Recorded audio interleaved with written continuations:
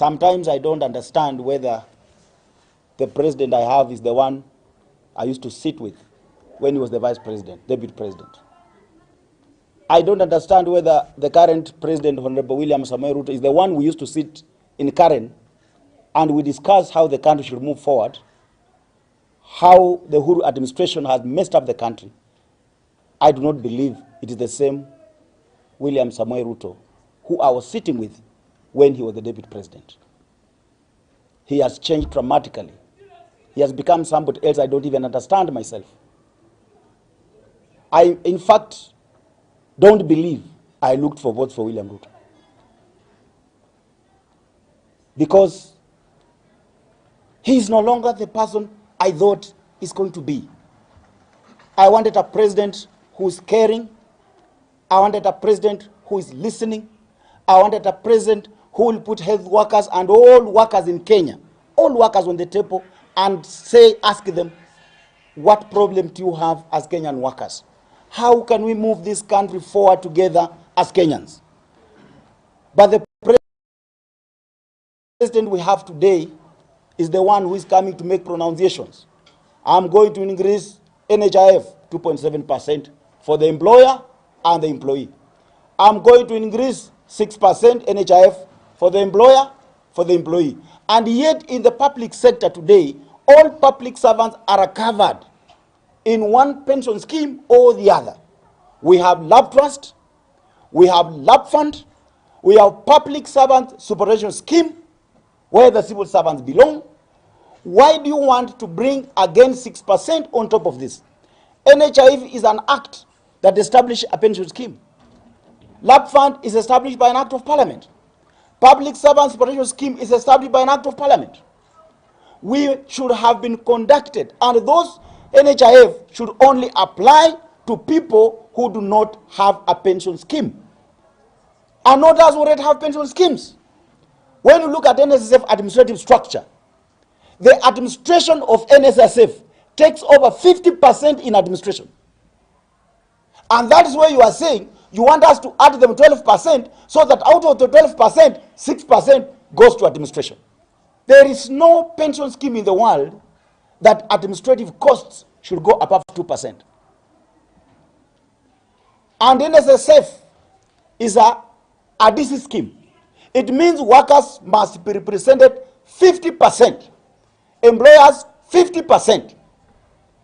We therefore, as public servants, as civil servants, reject. Mimi nataka kusema we will paralyze the entire government. Yes. Yes. And we will paralyze from State House. Yes. We will close the water in State House. Yes. We will switch off electricity in State House. Yes. And then we will make sure nothing goes on in this country. Yes. As workers, we must be heard. Yeah. We can no longer sit down, celebrate when we are being overtaxed. There is no country in the world that has prospered by taxing its public servants to the grave. When you overtax employers, you are simply chasing away investors. Yes. How then do you expect to create jobs when you are chasing out employers? We have been taxed to the level of 56%, but you have already paid 30%. When you buy anything, you have paid VAT 16%. When you go and purchase your electricity, look at it today. Electricity is taxed at 61%. If the government has run out of ideas, the economic advisors are all gangrenious. They are not advising the president anymore. They have nothing to advise the president. If they only advise indeed, you can give the president this tax, tax, tax. Oh, you are not an economist. The responsibility that this government is giving us is now to defend what workers have. Yes. Yes. And we will defend to the last drop of blood. Yes. Ama hamko tayari? Tuko tayari. Muko tayari? Tuko tayari. Muko tayari? Tuko tayari. Bas, kama serikali haijaona revolution na imekuwa ikiomba revolution ndio hii hapa. We'll bring it to their doorstep. Naambia wabunge, I'm telling you members of parliament, to not pass that bill, Financial Bill 2023. If you pass that bill, we will meet you on the ground. We will make sure you don't step in those constituencies. We will make life so difficult for you. Because hata nyinyi wenyewe hamna pesa. You have been taxed already. Please, Parliament, the Senate, we are requesting you to not pass that draconian, archaic, I don't know even the language I can use. Do not pass that bill, Finance Bill 2023. Yes. We want a president who was you when you were the deputy. Because the one we have today is not you when you are the deputy. And I'm speaking without mincing my words.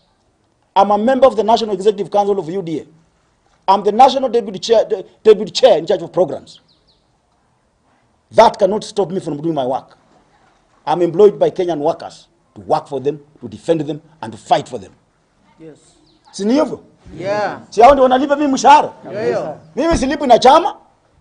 Mimi nalipo na wafanyakazi. Sasa my friend William, kama unataka vita ya wafanyakazi tuko tayari.